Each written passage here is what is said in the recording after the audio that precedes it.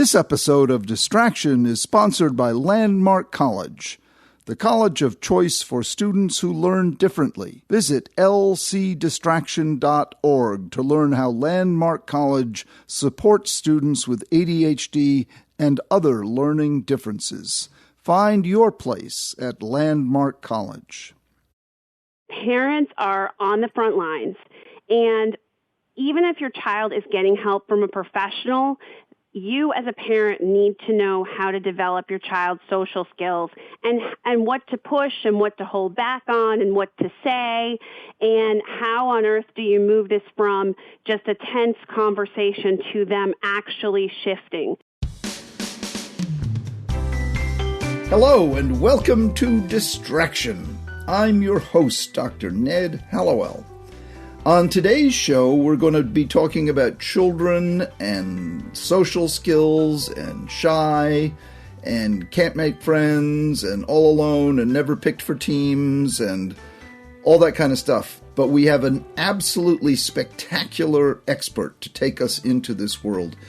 Beyond any doubt, the world's foremost authority on how to help children learn how to make friends. Caroline Maguire, whom I've known for many, many years, is a coach, a teacher, a speaker, and most recently the author of the absolutely invaluable and spectacular book, Why Will No One Play With Me? The Play Better Plan to Help Children of All Ages Make Friends and Thrive. Why will no one play with me? Oh, what a plaintive cry that is. And Caroline, with her Play Better Plan, gives you practical answers in a very user-friendly way. I think they're applicable to adults as well, but that's not the audience she was writing for. But Caroline really gets what it is that happens in the social sphere, in that dangerous zone between children, where some kids get just so terribly hurt. So welcome to Distraction, Caroline. Thank you so much. That was the most beautiful introduction, and I am so happy to be here because I do get all of this. And I partly get it because I started working with this population in your center 15 years ago. Well, and what a lucky day that was for us. So tell us, what is this groundbreaking program? So the idea that I had was that parents are on the front lines, and even if your child is getting help from a professional, you as a parent need to know how to develop your child's social skills and what to push and what to hold back on and what to say, and how on earth do you move this from just a tense conversation to them actually shifting. And so I came up with this idea of writing a user-friendly guide, and it walks parents through every step from introducing this idea of working together to really becoming your child's coach so that you can help them with all of the dilemmas that come up for our children and teens. And actually, I do use these methods with adults. That's wonderful. I'm glad to hear that because they certainly apply. Can you give us just an example? What would be a typical situation with a child involving a child, and what would your tips and ideas be? So many of us, and I resemble this remark with ADHD, when we're hungry, when we're tired, when we're overwhelmed and overstimulated, it's hard for us to be in a social situation and be polite. And sometimes we can even come across as rude, or we're not tuned in, so we don't mean to ignore you, but we did ignore you. And a lot of the kids that I see and teens think that that's just okay because they were hungry, they were tired. And parents complain about it all the time.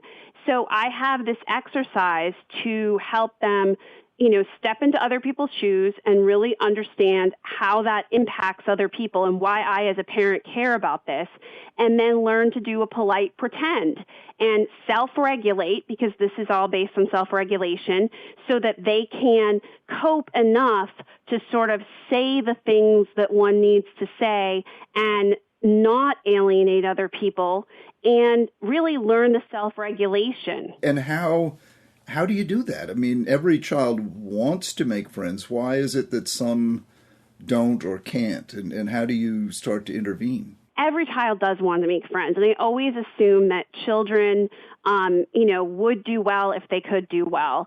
But some kids' executive function, the management system of the brain, those different characteristics are just weaker. And so they don't naturally come to read the room, and they blurt and they say things they shouldn't say. And it's really not anyone's fault. It's just some things you do well and some things are a struggle. And what I find is those kids tend to have rock star strengths as well. And we should always focus on that. But what you do is to be able to address and build those skills. They're skills like any other skill. And honestly, we all can benefit from working on them. And how you work on them is by paying attention to them and allowing the child to see the need for the skill. And that's one of the things we walk you through in the book. And then also to actually practice the skill by doing fun games and exercises. Like what? What would be an example of a fun game or exercise? Okay, so you go to a mall with your kid and you go to a food court or a box store, okay? And you're teaching them to read the room. And so you and your child go and you have a series of, prompts that I've given you to ask them about what are the facial expressions you see. Or you bring them to a family party and you say, pick out 2 people in this party that you're going to watch and you're going to spy on. And now tell me, what do they do with their body, their voice, and their face when they are frustrated? And I do this with kids of all ages, and they love it. We do it with teachers, because sometimes our kids don't read the teacher, and then the teachers are, calling people like me saying, why were they, interrupting me? Why did they barge into my room with the lights off? Why didn't they see that I was leaving for the day? Well, they didn't see, so we have to build that skill. And you build it just by calling attention to it? You build it by calling attention to it. You build it by giving them the sense of why it's important. With us with ADD, we have so many stories that we tell ourselves. And so one of the first steps is to allow the child to really kind of understand why these things are important, why we care about them. And then the second step is to actually have them acquire the skill by practicing it, by giving them the steps of breaking it down. How do you do this? And then having them practice it, whether it's on a play date, whether it's with you, whether it's at a holiday party, but to give them that repeated practice.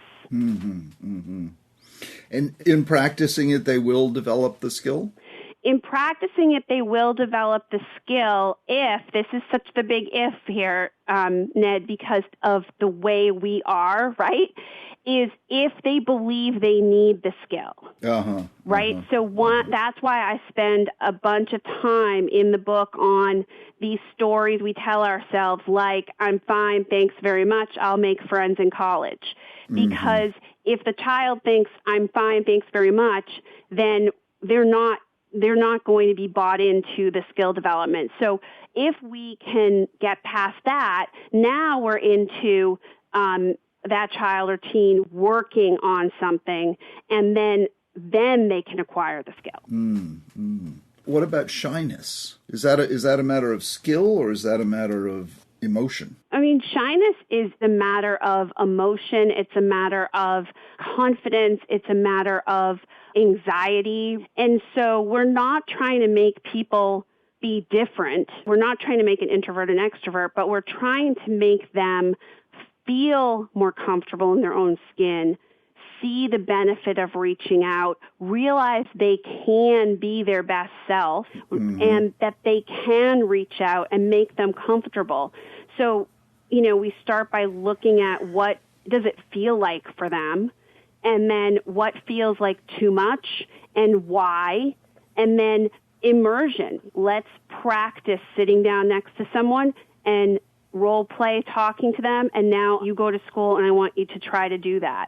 Because for shy people, it's really such an intense emotional experience. Yeah. So some people just the mere thought of being in a group scares them. Do you you can help them overcome that? Absolutely. A lot of the folks that I work with, that is the truth. They feel invisible. They feel like no one sees them, and they are really struggling to reach out and join into a group. They want to desperately. But even talking to someone, sitting next to someone and talking to someone in Spanish class is really hard for them. And also, they've had this history of struggle, and so they have, less confidence because they're convinced it won't work out. So part of this is, how do we put in place support so that they feel that this is not insurmountable? And how do we allow them to see that there's benefit to trying? And then also, the more we've practiced, I find with shy people, the more they feel comfortable to sort of call that up in the moment and use those skills. And also, telling them that the standard is not that they become extroverted or they become the life, of the room. It's that they are able to reach out in a way that's comfortable for them. How about the other extreme, the kid who just gets carried away with his enthusiasm or her enthusiasm and, barges into groups and interrupts and has no idea that that's actually bothering people? We know that people who have alienating behaviors are the most likely to be bullied. And so a lot of the kids that I work with do barge into a group, or they, nag their parents. I always tell a story. They nag their parents in public about something and don't realize that other kids are watching, or they kind of take that joke too far. Right. And maturity comes into play here, and then other kids aren't amused. Right. And we want to work on them with self-regulation and understanding, why it's important, where is the line, and then what's their impact on other people. Because what I find is kids will say to me, "Oh, I nagged, but it was just that half hour. It didn't matter. No one cared." And so part of this is helping them develop this understanding and perspective of other people that, they did care. And we do that by helping them to step into other people's shoes and by helping them to sort of understand the social world and why that isn't something that is going to go over with other kids. And it takes time, but I have a lot of exercises on this front because it is a genuinely real problem. And the success rate, once you get a chance to work with them, is it pretty good? It's amazing. I've seen this happen with hundreds of kids where they are able to overcome these things. I had a little boy who once turned to me and said, "I don't listen. I interrupt everyone."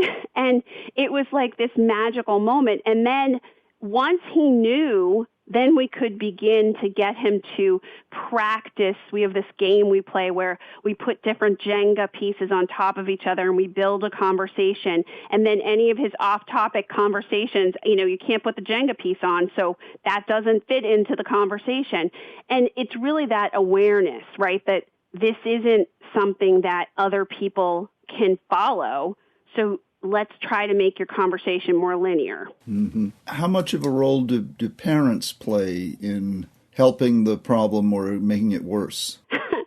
I think parents can play such an important role in helping with the problem because they're there to help with practice so much. I always train parents. The book came about because I always train parents to know how to coach their child because they're right there. Even if they're seeing a professional, they're seeing the professional once a week. So I think parents can really help the problem, but I also think parental anxiety and parents being overly critical is something that we have to overcome and something that all of us as parents have to work on because we can make it so much harder for this kid to leave their comfort zone and put themselves out there. So you're coaching the parents as well as the child. Absolutely, because parents are absolutely essential, as you know, in helping children as models. What would you say are the most common social problems you see in kids that come to see you? I would say the most common social problems involve self-regulation and the ability to not take the joke too far, to be flexible, to not interrupt, all those kind of things. And then on the other end of the spectrum, being invisible and not reaching out at all. Those are the two sort of extremes that I see, but I see them a lot in the ADHD population. And when I give a talk, those are the things parents ask about. One of the things I think is that because this is all based on executive function and our brain and our ADHD challenges, and that's what gets in the way, it's that self-regulation piece. How much of a role do you see electronics playing? Oh, electronics. It's such a tough one. I think electronics are what kids do to escape from their own misery. I think that electronics do play a role in eroding our social skills, but what I see more than that is so many kids who are unhappy at school. School is not their favorite place. Right. They don't get the reinforcement of their strengths because school is the only thing on earth. And they use electronics as an escape, or, due to the brain and the fact that we do struggle with self-regulation, they get very, very addicted to coming home and playing on electronics rather than being with friends.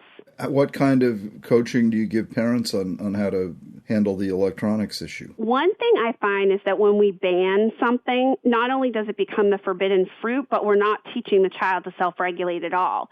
Of course, it's good to have boundaries and rules and limits and, save us from ourselves. So don't allow, just any time electronics. And I work with families on that. But the other thing I try to ask families to do is to actually talk to their child. What do they like about that video game? What's it like for them in the virtual world? If they think that they have virtual friends, what do they prefer about that virtual friendship? And to really actually form a collaborative conversation with their child, because that way the child doesn't see them as the enemy. They see them as somebody who is empathetic and understands them. If someone were to get your book, and I'm sure a lot of our listeners will, should they just read it cover to cover, or is it more of a manual where they can look up specific problems? How do you lay it out?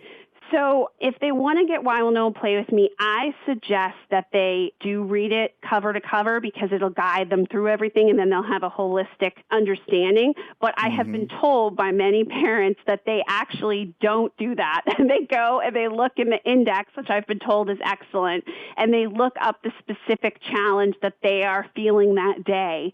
I've also been told by many people that they buy it and, then in the dark of night when they're worried about something, they come down and read the whole thing, which I completely understand as a parent. And my thing is just, if you feel overwhelmed, this can be something you read, a chapter and then you put it down. I think that it will be a guide, and I think it will be so powerful for parents, but I also want them to know, there is no right way. I would love them to read it all the way through because I think it gives them such a big picture, but I want them more than anything to feel that Why Will No One Play With Me is going to help them solve a problem, because I've seen it solve and help thousands of kids. Well, I know that's true because I've, referred people to you and to your book. It's such a important issue. I mean, think of how much damage gets done by spending most of your childhood feeling alone, lonely, or being very unpopular and not getting invited to birthday parties and whatnot. It's tremendously important. And what's good to know from you is that this is fixable, just like a reading problem or a math problem, a social intelligence, whatever you want to call it, is something that any child can learn, right? Absolutely. I mean, I work with children on the autism spectrum, and their social skills improve. And, the thing about it is that I would love to implore parents not to wait, because it does do such damage. I've been there. I was like an old person in a young person's body. And I also know that we have such opportunity to change this, and it is something that if you focus on it, it will get better. And it's such a gift we give our children because then they have so many choices in life. Our ADHD children have so many strengths, and this will allow them to be anything they want, and they won't have to adapt their life to their limitations. They'll be able to go toward their strengths. You can take something that was a real painful vulnerability and turn it into an actual strength. Absolutely. And, you always talk about connection, but you can't really connect if you don't have the social skills. And so we want to give our children that gift because it's essential to their health. Yeah, absolutely. Well, you're a gift, Caroline. You really are. I mean, you're passionate about this, and not just passionate, but extremely knowledgeable and skilled, and you've learned it the best way, which is in the trenches and with children, with parents, with, difficult situations that you can help them sort out. Just to mention your book title again, Why Will No One Play With Me? The Play Better Plan to Help Children of All Ages Make Friends and Thrive. Why Will No One Play With Me? Caroline Maguire has the answers for you, has a rock-solid, very reliable method, plan for any situation where a child is suffering due to social anxiety, shyness, or the opposite of shyness. I can't recommend this book more highly. And you also happen to be a really good person, and I like books that are written by good people. Oh, thank you. I try. You succeed, Caroline. You really do succeed. Thank you so much for joining us. Are there any last words you'd like to add? I would like to just say that everything can get better. And I know sometimes as a parent this is really challenging. I'm right there with you. Buy the book, Why Will No One Play With Me? Start the journey. You won't regret it. I certainly second that. Thanks so much for joining us, and look forward to seeing you soon. Thank you, Ned. Well, that's it for our talk with Caroline Maguire. You can go to her website, which is Caroline, Caroline, Maguire, Maguire, author.com. So CarolineMaguireAuthor.com. And you can sign up to receive her free Play Better Plan mini course, a checklist that can help you determine if your child is a candidate for social skills help. She's performing such a wonderful service that has long been neglected in the mental health and pediatric field. Okay, so please remember to reach out to us with your questions and show ideas. We love them, we thrive on them, we need them.